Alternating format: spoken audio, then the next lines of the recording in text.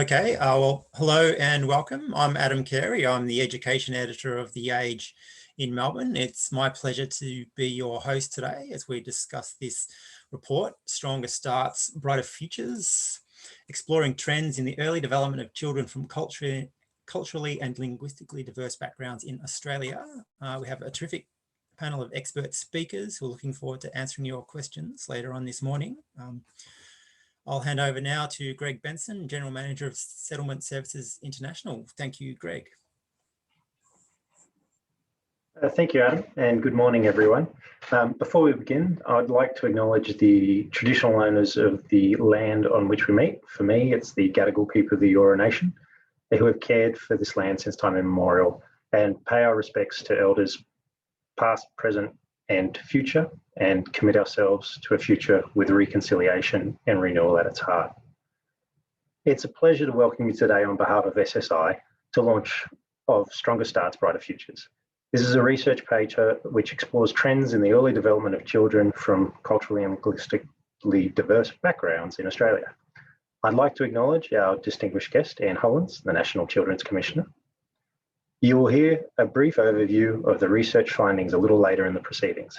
This will be followed by a panel discussion that will unpack and share perspectives on this research and the broader topic of early developmental trajectories of children from culturally diverse backgrounds. I'd like to thank our four panelists, Jay, Myra, Sally, and Yamamah. We're really looking forward to hearing from you and the insights that you have, and to thank Adam as our moderator from The Age for being part of today's launch and discussion. I'd also like to thank our event hosts, Australia at Home, for helping to make this event possible. It's amazing that the work that they do behind the scenes to pull this all together. So a big thank you to everybody.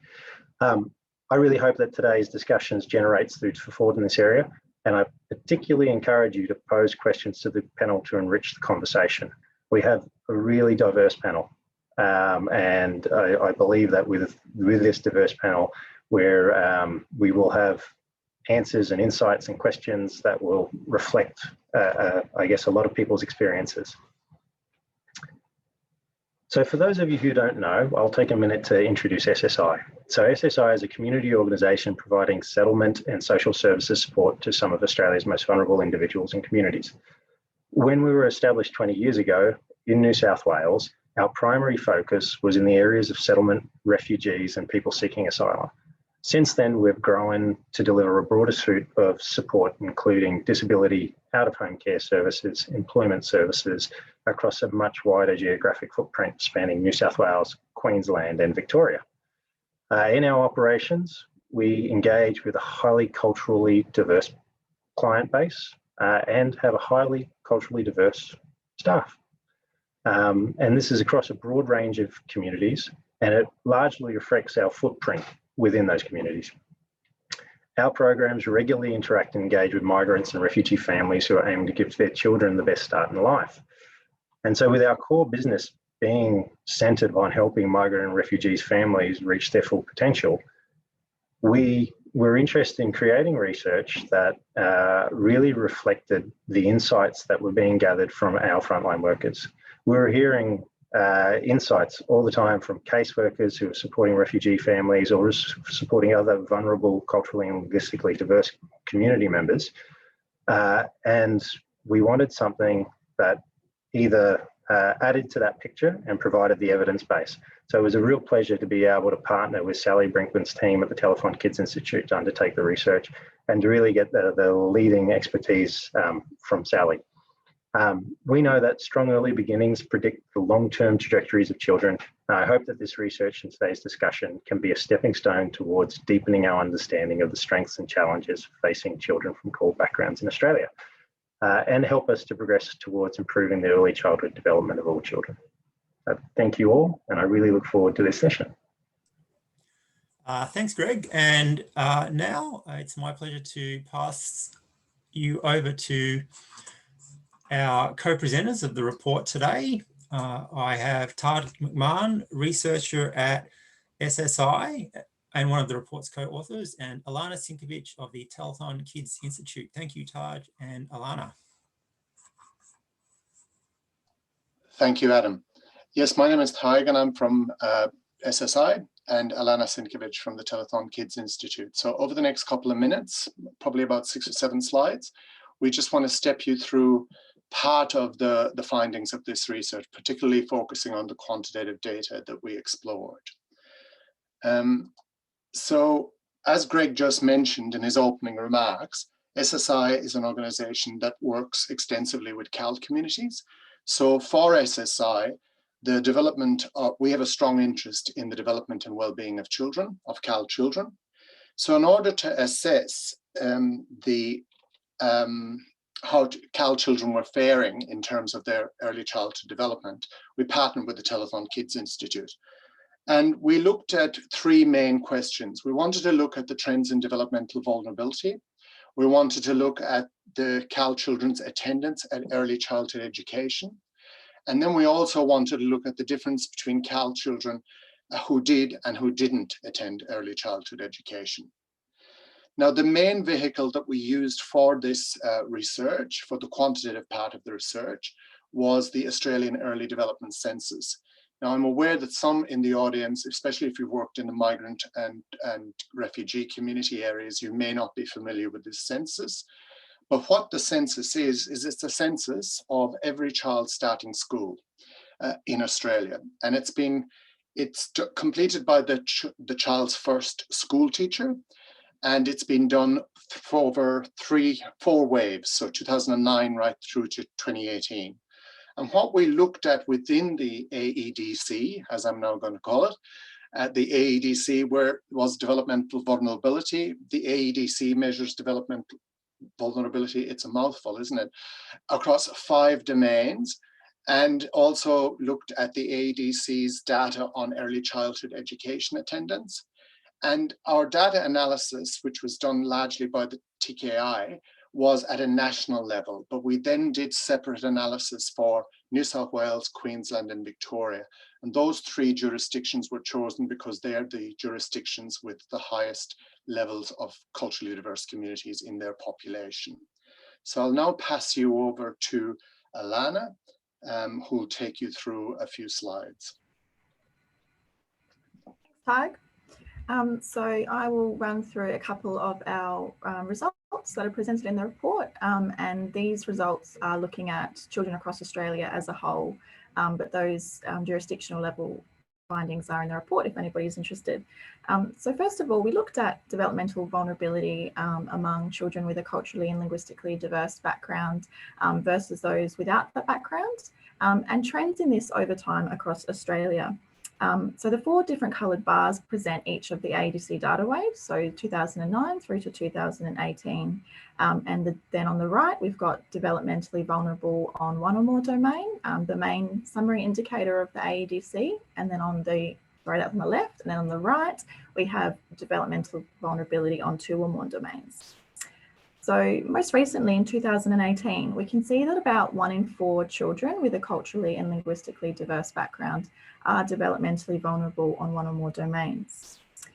When we look across each wave, we can see that there is a higher proportion of developmental vulnerability among children with a CALD background compared to those without. And when we look at trends over time, we can see that this gap between children with a CALD background and a non-CALD background has been closing over time. So in 2009, there was a difference in developmental vulnerability of about 8%. Over time, this has reduced to most recently in 2018 to about a 4% difference. So this is some really positive results in terms of reducing inequalities over time. However, this reduction put together with an increase in the proportion of children in Australia who are from a culturally and linguistically diverse background means that there are actually a greater absolute number of children from CALD backgrounds who are developmentally vulnerable and requiring that additional support for their development. And so obviously this has some really important implications for policy and service provision. And we'll just go to the next slide, please, Tig. And so next we looked at early childhood education attendance, so before school, again among CALD children and those without that background across the 4 AEDC data waves. And so here we present children who attended any form of ECE So that includes things including preschool, daycare, an early intervention program, playgroup, as well as any other non-parental care. And so we can see that while there has been an increase in the percentage of children with a culturally and linguistically diverse background who are attending ECE before they reach school over time, these children are still much more less likely to have attended any service before they start school. So most recently in 2018, we can see that only about 9% of children without a CALD background haven't attended any early childhood education before they've started school. And this figure is actually doubled for children who have a culturally and linguistically diverse background. So that about 18%, so almost 1 in 5 children haven't attended any services before they reach school. And then we'll see later on the next slide that this is then related to children's developmental vulnerability. So next slide, thanks, Ty. And then finally, we explored the relationship between early childhood education attendance before school and developmentally vulnerable as measured by the AEDC. So here we present 2018 data, the most recent data wave, and we've got a series of odds ratios and confidence intervals from logistic regressions. And essentially what we can see is that there's quite a strong relationship, as we would expect, between early childhood education attendance and positive child development. We can see that for children with a culturally and linguistically diverse background who didn't attend any early education, they had about 1.8 times greater odds of being developmentally vulnerable on one or more domains of the AEDC, so almost double. We see that across both groups, so CALD children and non-CALD children, that preschool attendance had the strongest relationship with children's development at school entry.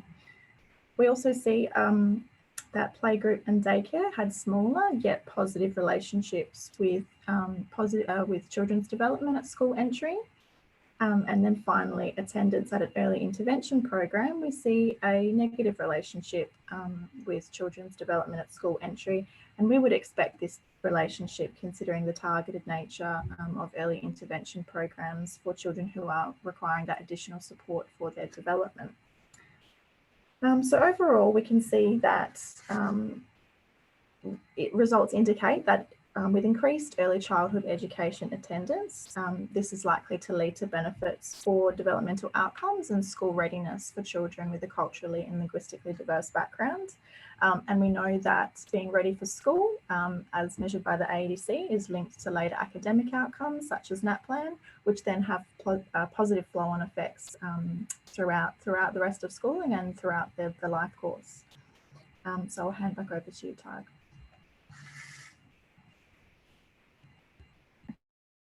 Thanks, Alana. So what I'd like to do now is just to highlight 4 points based on Alana's presentation. The first being that in 2018, CALD children are still more likely to be developmentally vulnerable starting school than other children in Australia, but that the gap is narrowing, which is a good thing. We have improving rates of participation by CALD children in early childhood learning, but there's no real movement since 2009 in some areas. For example, in preschool, the rate of non-attendance is still pretty much the same as it was in 2009 and 2018. Something that we also saw in the AEDC was that the children starting school in Australia are becoming more culturally diverse. It was 24% in 2018. This was up from 17% in 2009.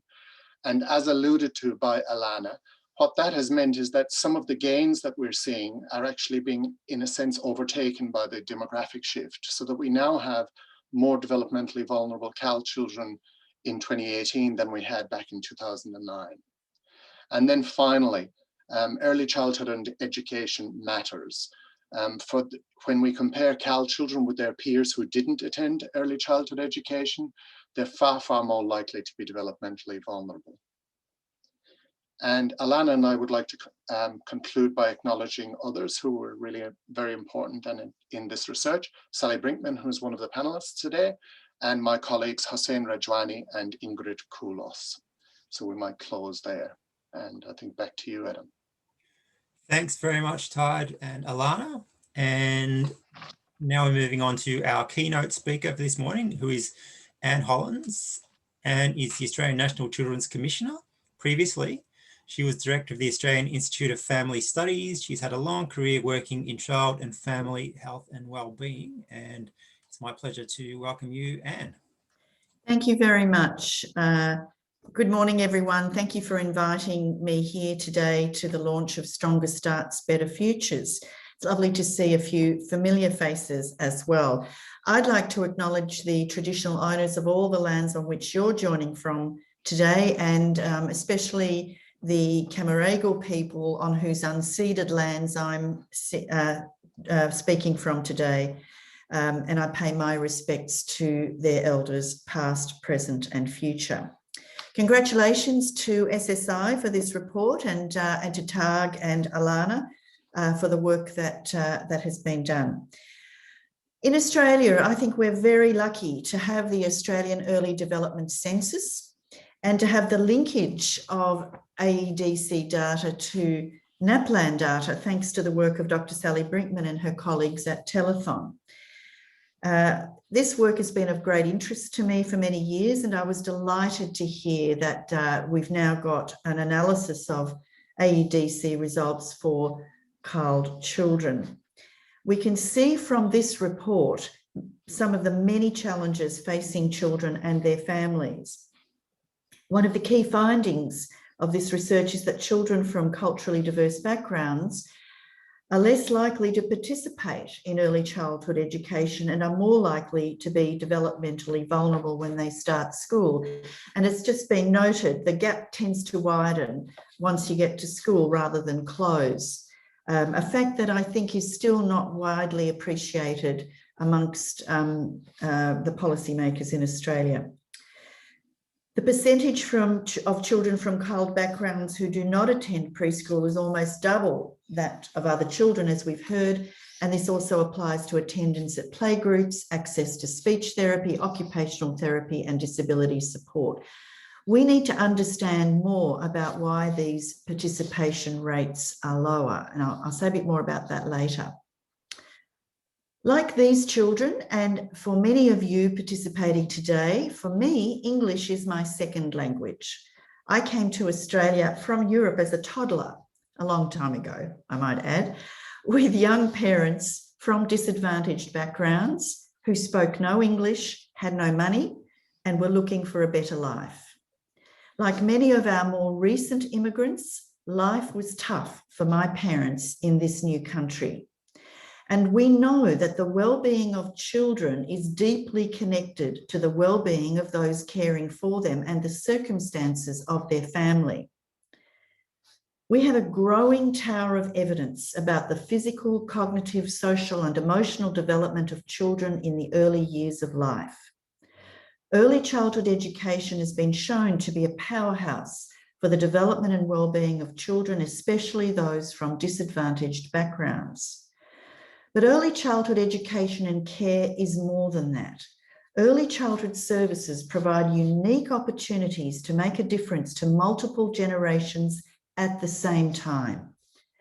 Because of the close involvement of parents and grandparents with young children, we can reach all these generations simultaneously in a way that no other system can.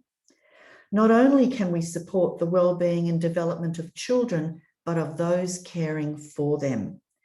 Quality and accessible early childhood education settings can be hubs for health, education, and family support, addressing adult mental health issues, domestic violence, and other barriers to employment, as well as building community support and connectedness essential to our well-being and success in life.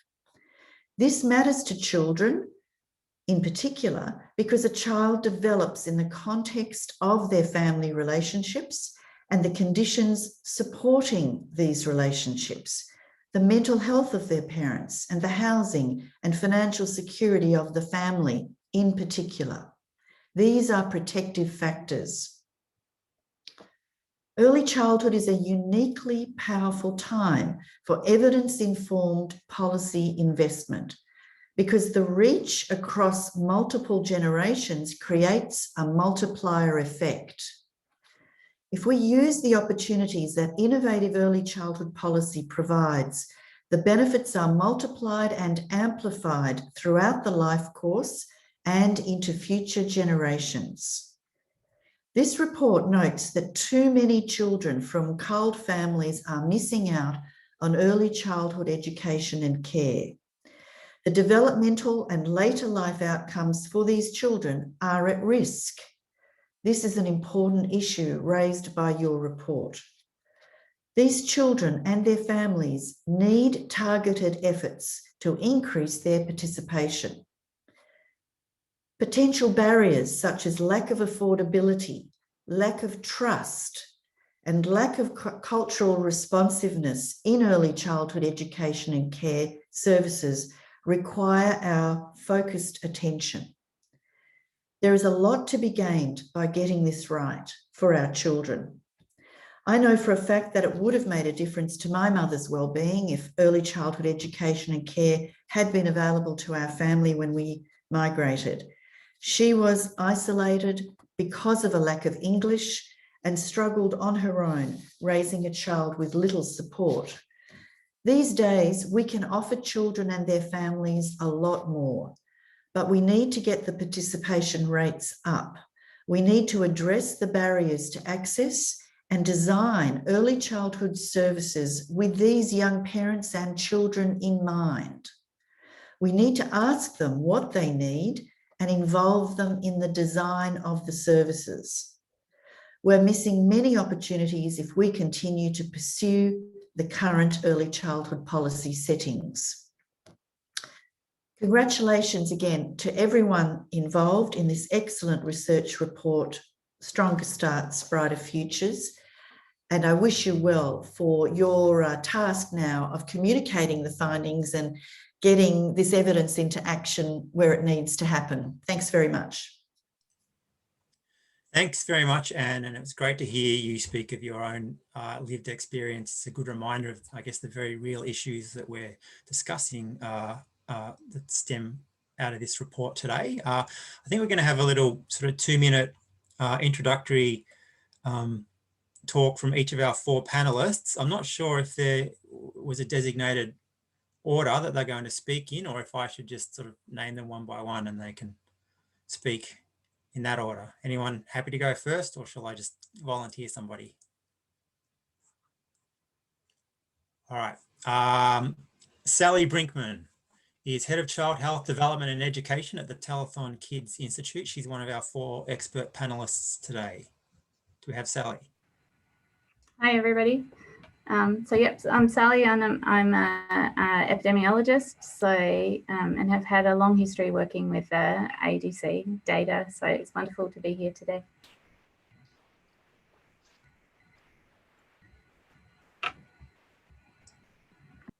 Okay. Myra Geddes, General Manager of Social Impact at Good Start Early Learning. Hello, Myra. Hi, thanks Adam. Thanks everyone for having me. I'm joining you from Agha and Turrbal land in the northern suburbs of Brisbane. For those of you who don't know, Good Start Early Learning is Australia's largest provider of early learning and care, and we have about 12% of our children, so that's around just over 8,000 children who identify as being from a culturally and linguistically diverse background. So really commend the researchers on this work and looking forward to the discussion. Thanks.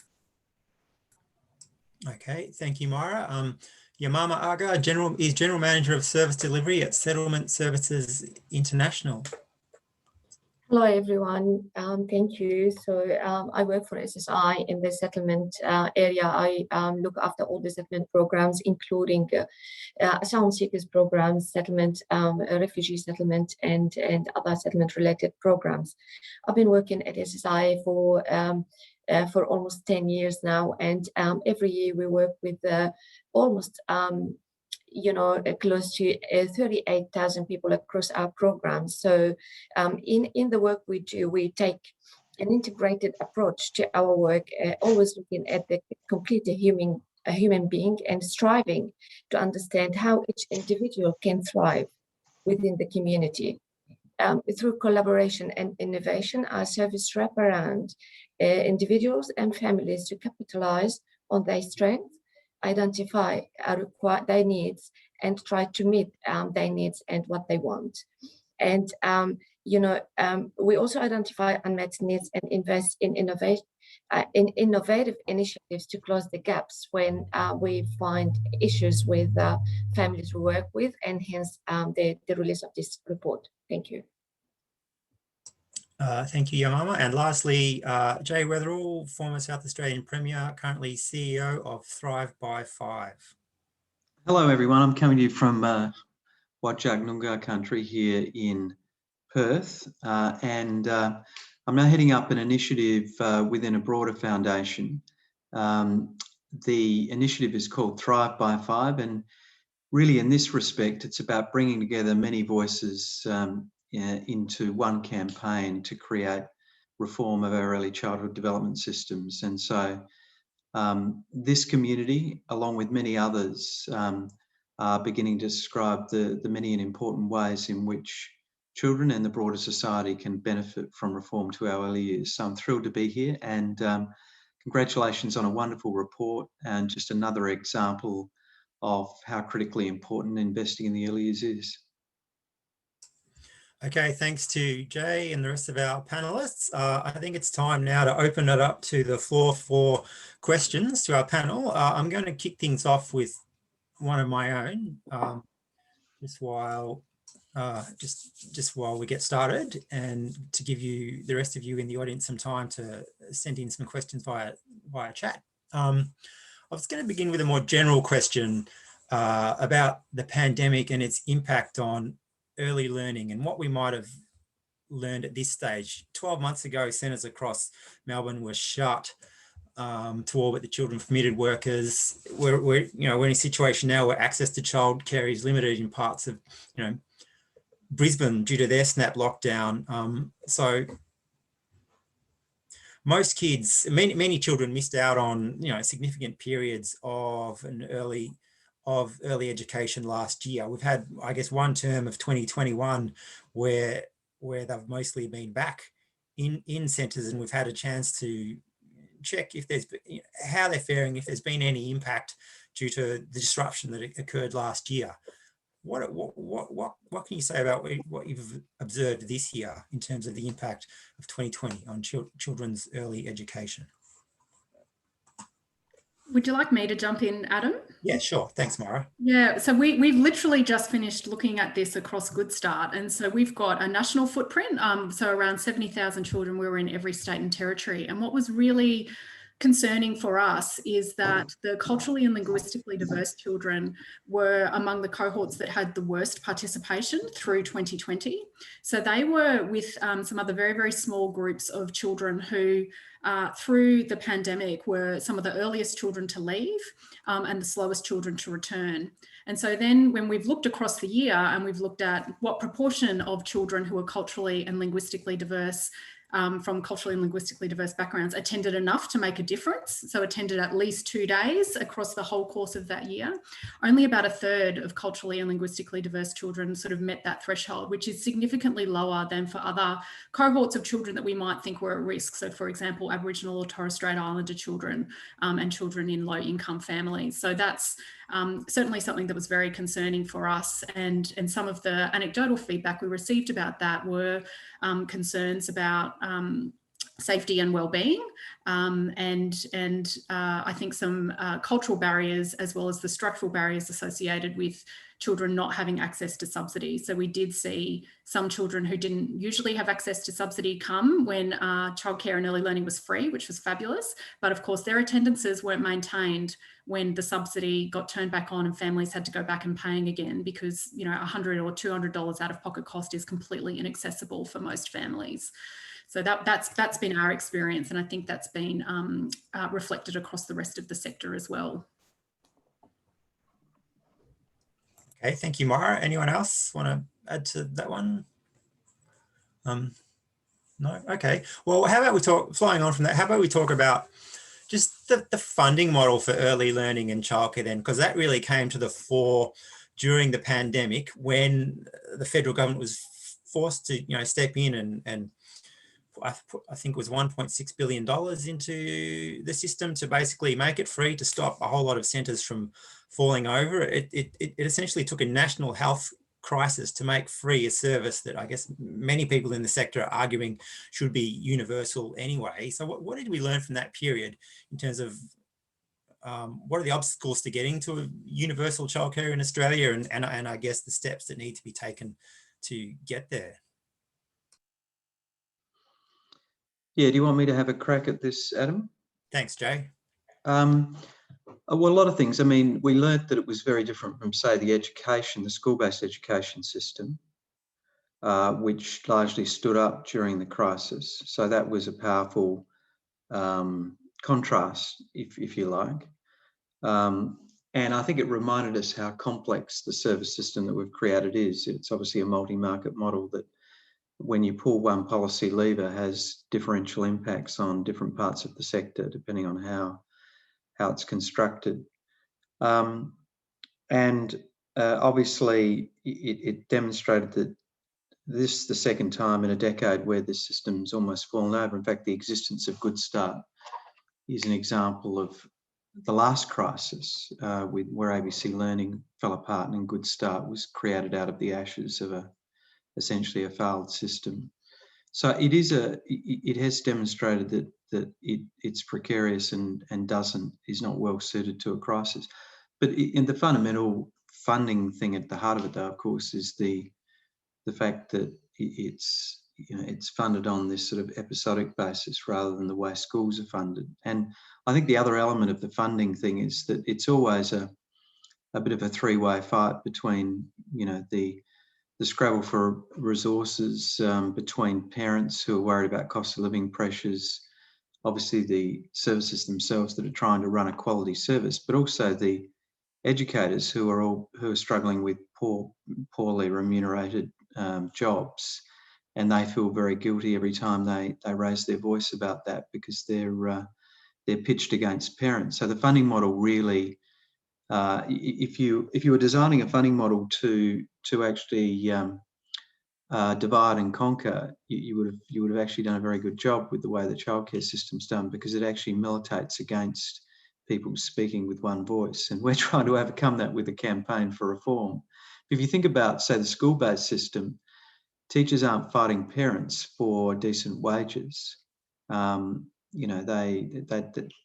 by and large, they're enlisted all on the same side of the argument, and so the funding model is really, really important. And but it's not a trivial question. Working it out is not capable of a simple, straightforward answer. Thanks, Jay. We've got our first question from the audience. It's Sarika Kawalami, who's asked, Sarika will be interested to know too about the number of years that culturally and linguistically diverse families migrated to Australia. A number of years settling in can have implications on their different needs. I guess this might be a question that's best directed at Sally Brinkman from Telethon Kids Institute. Hi, yeah. Unfortunately, so the analysis that we've presented is on the basis of the data that's collected through the Australian Early Development Census, and there's only so much socioeconomic and demographic information that is collected. So we are able to identify language background other than English, country of birth. We have visa status also, but we are unable to, the data that we collect through the ADC doesn't include length of time that a child has been in Australia for. So we were unable to include that within the analysis, unfortunately. It potentially would be possible to do, but we would have to link other administrative data together with the ADC to be able to unpack that. Okay. I guess one of the points that the report makes about the importance of creating greater access to early learning for culturally and linguistically diverse communities is, I guess, the vulnerability and the risk that you start behind, you stay behind in in school, as you progress through school? What do we know, I guess, in terms of a child's chances of catching up? What is it that makes it so difficult to catch up when you begin from a point of being behind at the beginning of school? So do you want me to kick in on that one? Yes. And to so anyone. Yeah, so look, I'll start, maybe others can join in. But yes, there's a lot of research both accumulating within Australia, but also a lot of research internationally to show that this idea that, you know, education is the great equaliser, unfortunately isn't the case. And you can see, I mean, of course, education supports all children, but learning is cumulative. And so if you're starting school with a gap in child development skills, some children are sort of, the way we talk about it, some children are more ready to take advantage of the school learning environment than others because they already have a whole lot of skills and capacities. And because it's cumulative, you see those children that are able to take advantage, you know, sort of increase and increase and increase, right? Whereas others that are struggling, you know, you see more of a flat line, unfortunately. There is still quite a bit of movement, I have to say, from a positive point of view between school entry and up to about year 3. But from year 3 onwards, unfortunately, those developmental trajectories and learning trajectories are very, very stubborn and very, very difficult to shift. Whereas we know, and this is where the sort of the economists and why the economists are now interested in early childhood, is we know that that developmental variability and that flexibility in children's learning and growth in the early years is a lot more, I suppose, amenable to change and interventions, right? So it is a lot less expensive to intervene early and to try and have all children coming to school well, independent of their backgrounds, be that CALD backgrounds, socioeconomic backgrounds, level of poverty, whatever. You want to have all children coming in developmentally strong, and then they're all more able to take advantage of the school environment. I would also note that if you're a preschool teacher or you know, primary school teacher, and you have, you know, 2 or 3 children who are struggling in your class, then that's one thing to be able to handle. But if you have 4 or 5, getting up to 6 children in your class, that changes how you can teach your entire class. So the numbers of children coming into the school system with low levels of, you know, well, developmental vulnerability as such, are very important to the education system because it changes the dynamics of the entire classroom. So it's another reason why at a population level, it's very important to try and Australia's a rich country, right? We shouldn't be seeing these gaps that we're seeing. We should be better at what we're currently doing in the early years space to try and raise the bar for everybody and have everybody coming into the school system doing well. It's terrific. Feels like if we were on Q&A, that's one of those moments where the audience would be clapping. A question from Mylene Warm, and it's one for Yamamah. Does SSI have a role in facilitating introductions and relationship building between CALD families and their children and ECECs near where families live? And if so, can you identify key factors that best support this at a state government, local government and ECEC service level? Yamamah? Thank you. Yes, through the work we do, we work with the newly arrived families and newcomers. So as part of the work we do with them, we link them to all services that they need to access. Some services, you know, for newcomers, usually from refugee background, there's other priorities that take precedence over you know, taking children to childcare services, especially that children's services like childcare or playgroup is just, you know, in certain cultures, it's kind of a foreign concept because, you know, taking a child to a childcare too, it's sometimes seen as only, you know, a place to play. and the importance of, family looking after their children. The focus is that for families actually to look after their children. So through the work we do, when they're newcomers, they focus on their day-to-day. How do I adjust to a new country to make sure that I have the other needs met, like accommodation, access to different services, health, and school education. So many cultures with they really endorse education, and they strive for higher education for their children. It's not the case for early childhood services. So when we link families to children's services, what some of the barriers we face is that the cost. The cost is really prohibitive.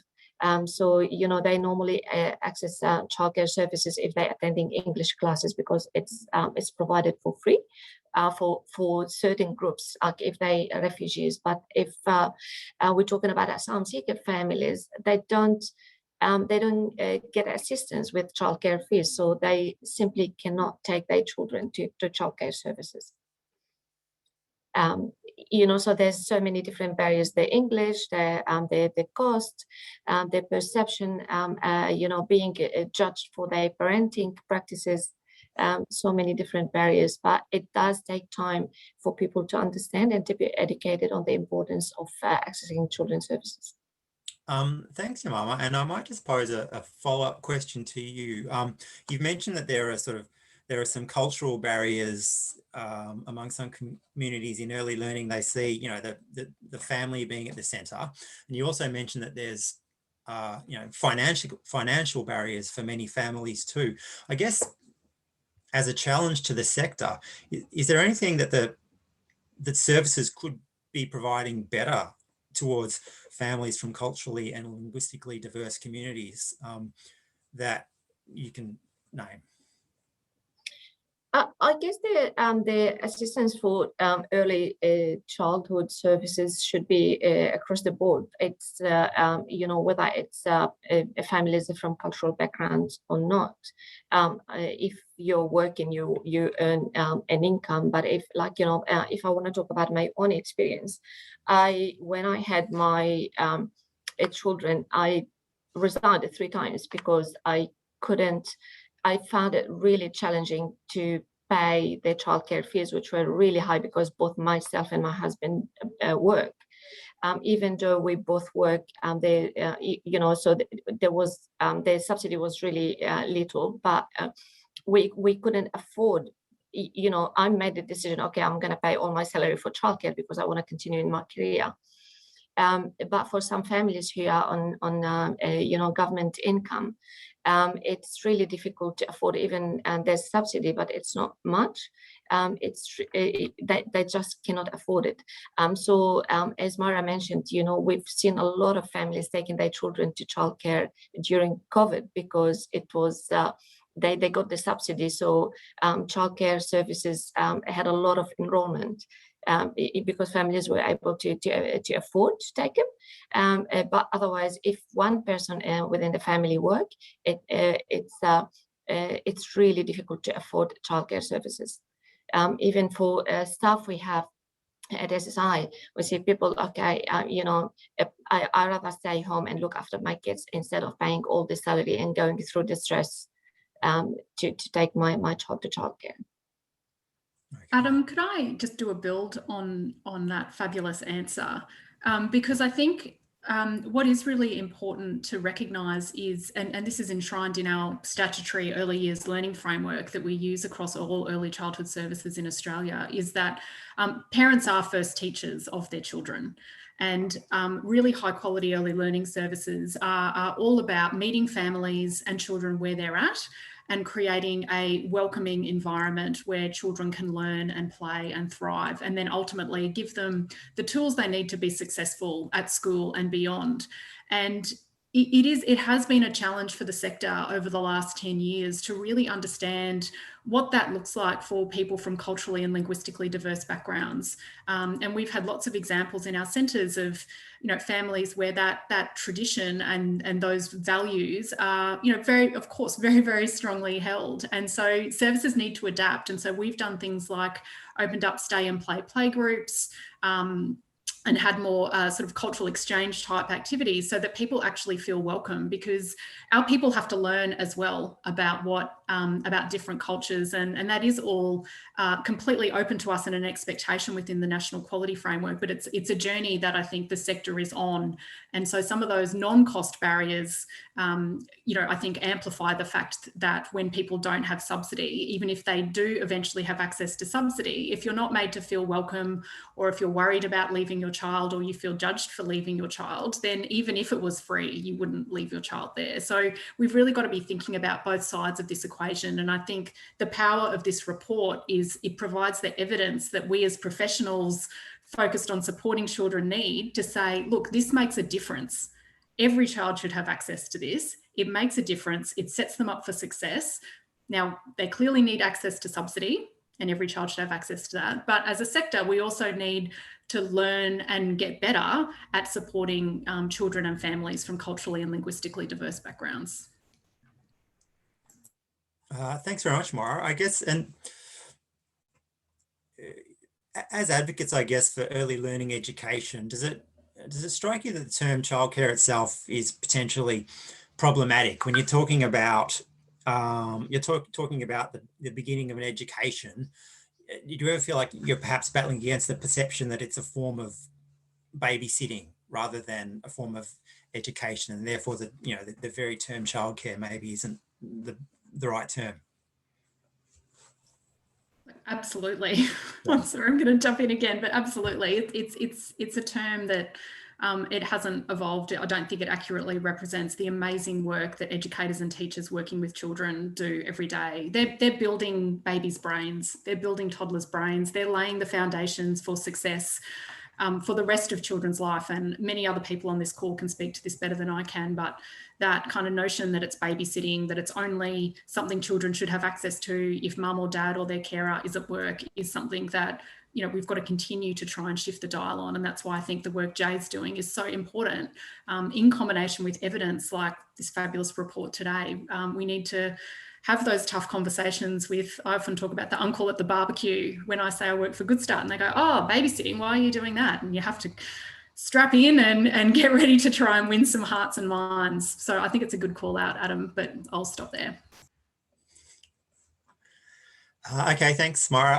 And we have another question from our audience. It's from Angie Higgins, and it's to the floor. How can we make access to early childcare accessible for all? As a child family health nurse at New South Wales Refugee Health, access to economical childcare costs for asylum seekers is impossible or lacking. For refugee families, it is also a barrier, as mothers do not work or study and are therefore ineligible. Okay, over to the floor. Well, perhaps if I could have a go at that, Adam. While that's a subset of the challenge that is occurring across a whole range of particular groups in society, the analysis that we've come up with is that if we're to shift the dial for disadvantaged families or particular groups where the current system doesn't meet their needs, we have to build the broadest possible coalition of support for change. So, paradoxically, if we want to support disadvantaged families, we actually have to offer something for all families, because we need to build the broadest possible support base for our campaign. And we've found that three arguments work powerfully across all sectors, including, of course, these particular sectors that have been particularly affected. One is the brain story that Morris just outlined, that we are building babies' brains, that the whole life trajectory is profoundly set up by what we do in the first 5 years. So that's, when people understand that, it actually is highly motivating for them to support change. It's not only just change for them, but also they think it's good for society. and they see the link between our educational outcomes. They see then how that then feeds into the national prosperity. So that argument's really powerful. The second argument is the cost of living argument, which really affects lots of families. It's really expensive. We expect more families in this country to do more heavy lifting on childcare or early learning than we do in other countries, similar countries.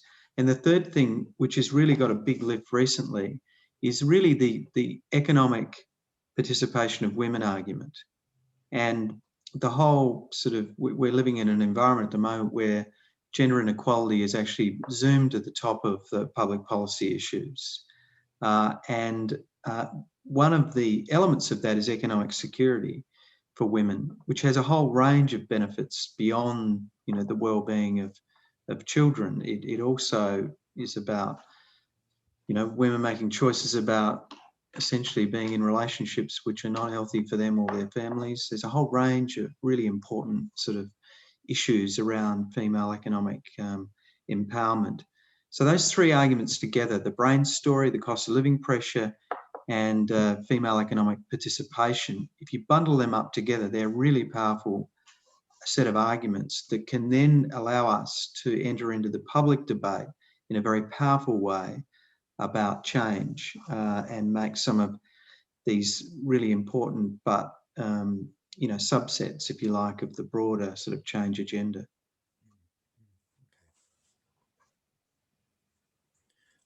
All right. What about the issue of, we're talking about the cost. I mean, you made a good point earlier, Jay, about sort of conquer and divide. How do we, childcare is expensive. It's also underpaid. How do we end up in a situation with two problems as, you know, as incompatible as that? And how do we find a way through that? Yeah, there's no simple answer to that. I suppose and a lot of clever people are doing a lot of thinking about it. But one is to design a funding system that doesn't pit parents against teachers. Essentially, that's probably the fundamental question. Quite what that looks like is another thing. How you get there is another thing. I mean, we already have a shortage of educators, which is not unrelated to the pay issue. This is something that wouldn't necessarily occur overnight, but so there is a sequencing issue about how we get from where we are today to where we need to be. But I mean, it's hard to imagine a quality system without better remunerated and better supported educators. I mean, it's just hard to cut that up any way you like it. There's a certain bill that has to be paid, and we've just got to find a way of them working out how we resource that. What about that? This is a knotty question, but the issue of childcare centres being for profit. There are community-run centres, there are for-profit-run centres. That's a way in which the childcare sector is distinct from the education sector, for example, which is not for profit. What relevance does that have to this wider issue? So I think one of the real strengths we have in our sector is that we have high quality services in most communities. And so Good Start is a large not-for-profit provider. And as Jay said at the start, we really emerged because a large for-profit provider sort of went bankrupt, basically, or went rogue. And I think the profit, not-for-profit kind of argument is complex and tangled. And I think there are many, many for-profit providers that provide fabulous services that reflect their local communities. And one of the benefits, I think, of the current system that we have is services do compete within local markets. So if you're not a great high quality provider, families will vote with their feet and they'll go somewhere else. So in the context of an increasingly culturally diverse Australia and increasingly culturally diverse communities, centres and the structure we have under the National Quality Framework actually provides a pathway and incentive for all providers to try and be more inclusive, to try and, you know, lift their practice and celebrate diversity, which is sort of quite a separate question to the overall kind of financing structure and how you might approach that, or how you might change that in the future. So sort of trying to put the market genie back in the bottle is a pretty difficult thing to do. And I think one of the things that we all need to stay focused on is what we want for children and what we want for families within individual communities, and making sure that we as a sector are effectively sharing outcomes of research like this, so that our educators and our people on the ground can have those really powerful conversations with families and with community about the difference early learning makes. Like, it's a measurable difference when children start school. That's what this report shows.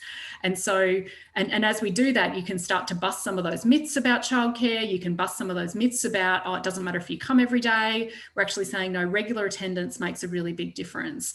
And then, from that point, continue to learn more. And it's, similar to the journey that we're on with First Nations children and families. We have so much to learn as we kind of continue to get to an ultimate goal where all Australian children and all families, we're really supporting them through those first years of their life, so that they're set up for success later and as they transition to school. Okay. Now, there's been several questions in the chat regarding, I guess, issues of racism and discrimination, and obviously there's a sort of there's a national conversation that's really been to the fore lately about people's, about racism, and it's not always a malicious thing. Sometimes it's malicious, sometimes it's just an inherent unconscious bias. Is there any element of, I guess, the childcare services that we have in Australia that maybe needs to reckon with issues of racism and discrimination, be they malicious or unconscious bias or whatever it may be? This one's to anyone on the floor who wants to have a go.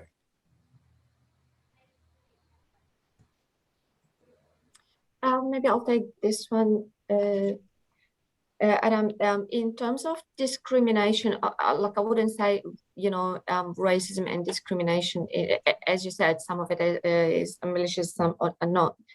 But some sort of a judgment of parenting practices, even for people I can give you examples where some of my own staff, like a social worker who came to Australia as a child and was educated in Australia and was raised in Australia, and she was telling me about when she had recently, actually very recent, she had a child and she took her son to childcare, but because she wants to really make sure that her son still speaks their language, so they try to speak in their own language, in their home language, basically, with their child.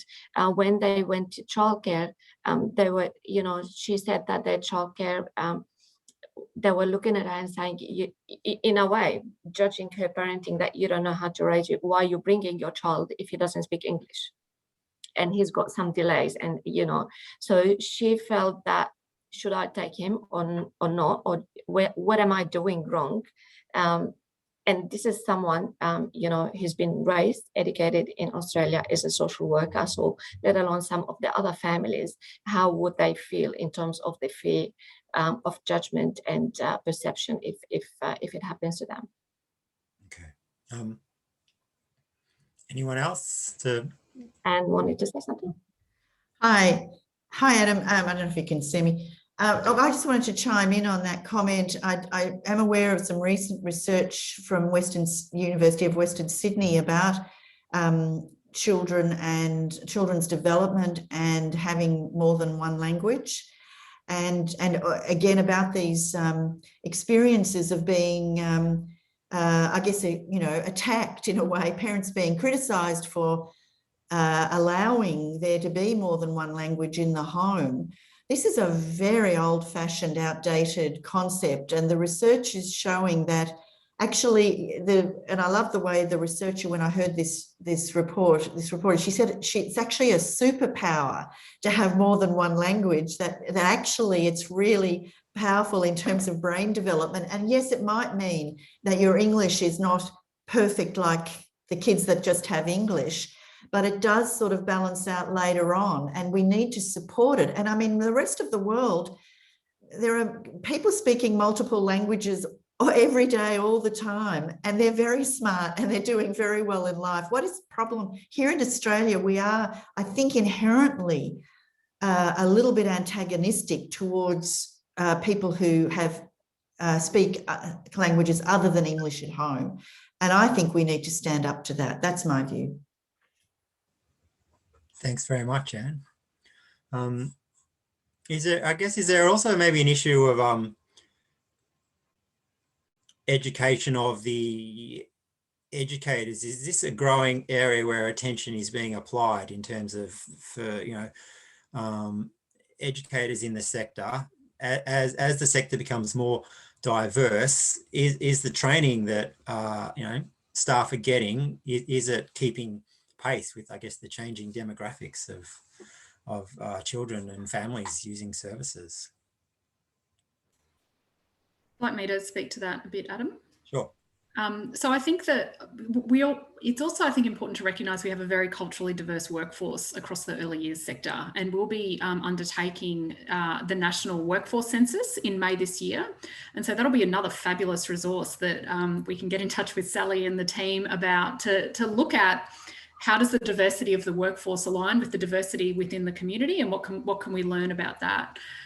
Certainly at Good Start, we recognised early that our people needed some additional support and training about, and professional development, just about inclusion is one of our strategic goals. Like, what does inclusion look like, and how do you achieve that in a true partnership way with communities? So it's certainly an area that, you know, as I've said before, our sort of statutory frameworks provide the right foundation, but, you know, there's always more to learn. And, you know, access to professional development for some small providers is really challenging and really difficult. Early Childhood Australia has fabulous resources that are available that people access. But, you know, I think part of what the opportunity out of this report, and with the very, very specific recommendations, is to say, look, this is a cohort of children that we know are slipping through the cracks.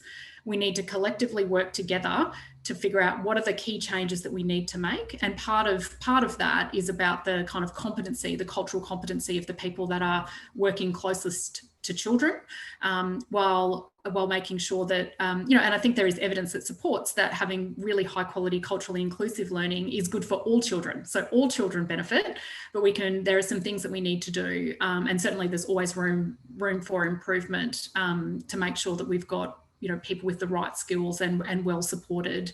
And that also goes to Anne's point about, you know, unconscious bias and racism within our community. We sort of can't pretend that's not there.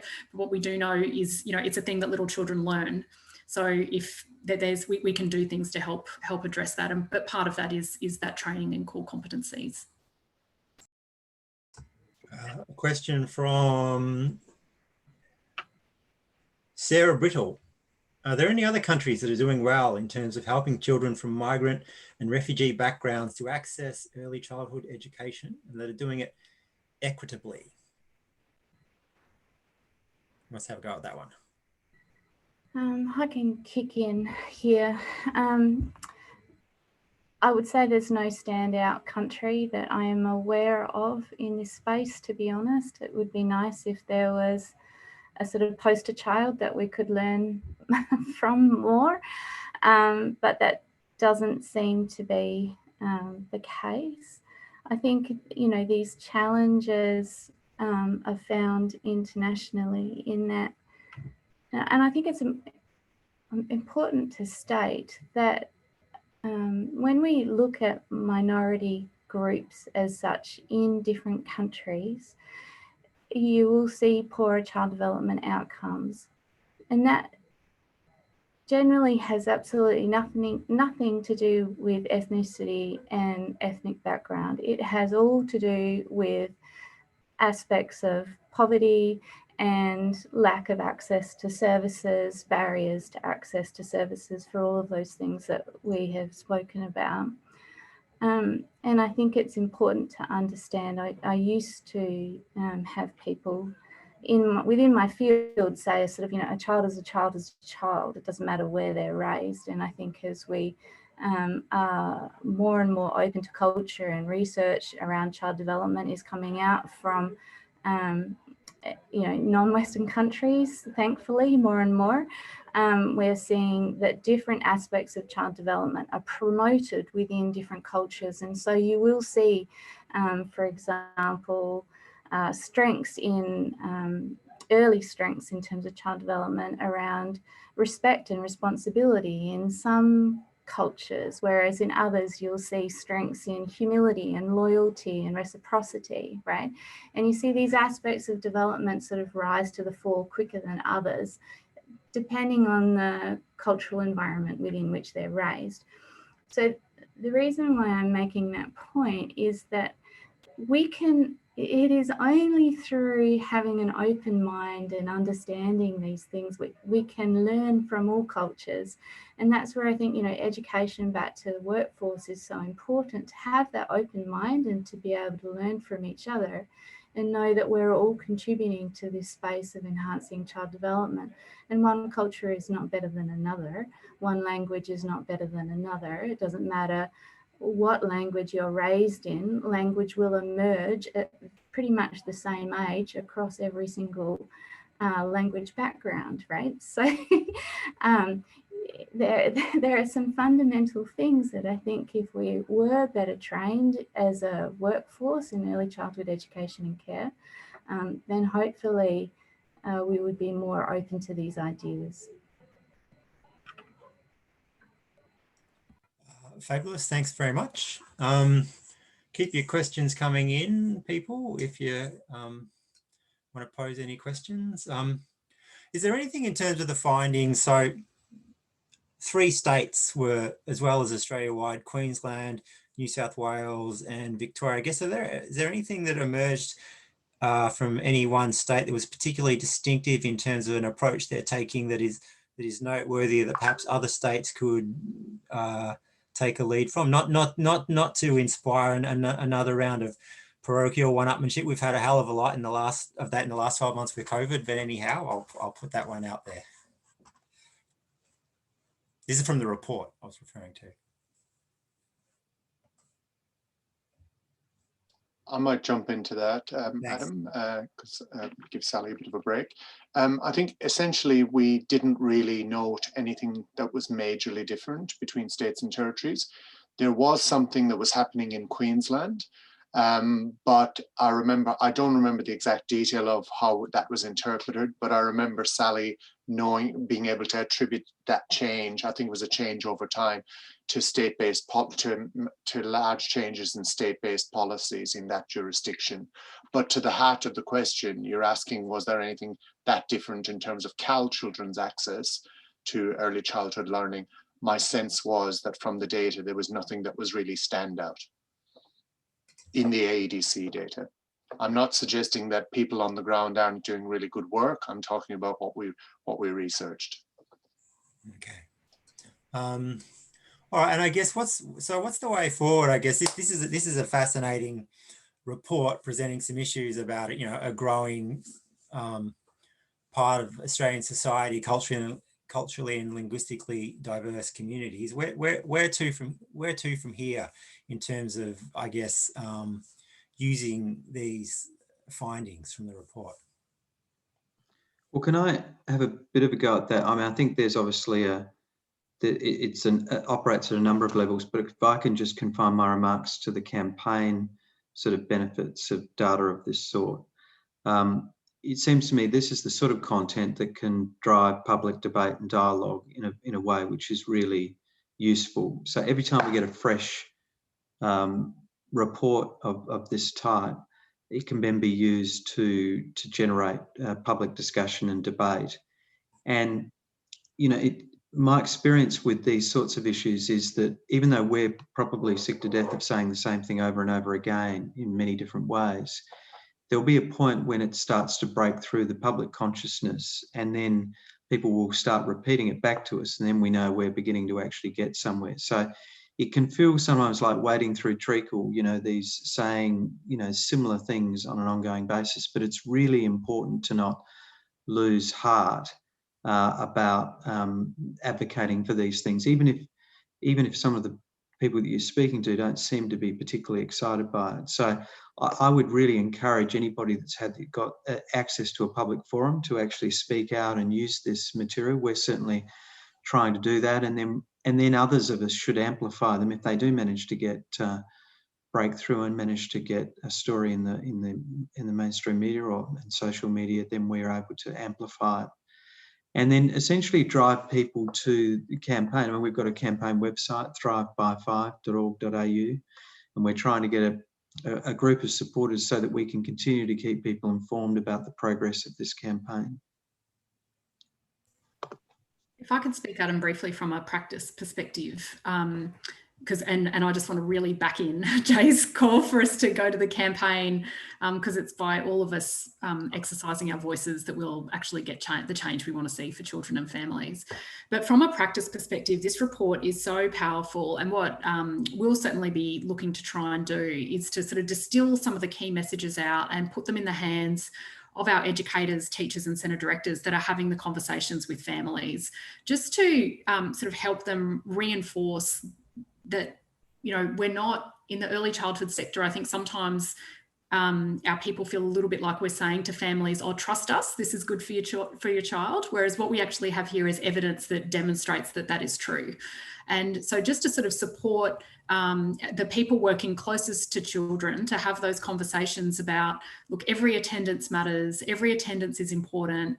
Here's this, you know, some new research has just been released that actually shows the difference this makes for children. And, you know, if there are barriers to why people aren't attending, even sometimes that can help trigger the conversation about, well, what is it that's sort of stopping you from coming, or stopping you from coming as often? And we're lucky at Good Start, we have a scholarship program that we can provide to children that don't have subsidies, but I know that not everybody has that, but you know, we can try and open up and just understand more about what we can do to help meet the needs of families. And I think the other really powerful piece of this work is it, as I think Greg said at the start, is it is confirming what our people, the people on the ground, the people closest to children already know, but to have that really endorsed by, you know, world-class research is something that I think our people that are closest to children will find very affirming.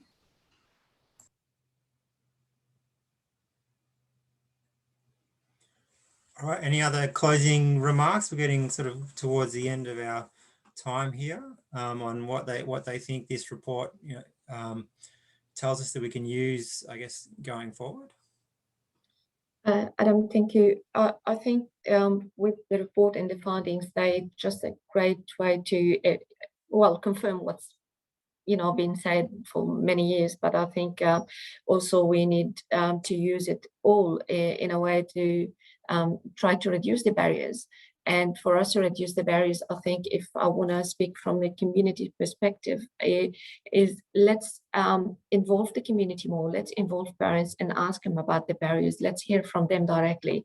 Make sure that the voices of parents and the community is included, and we co-design with them and make sure that, you know, any approach we take, it's based on a feedback from them directly. Thank you. All right. This has been a great discussion. I hope you've enjoyed it out there in Cyberland, to the audience.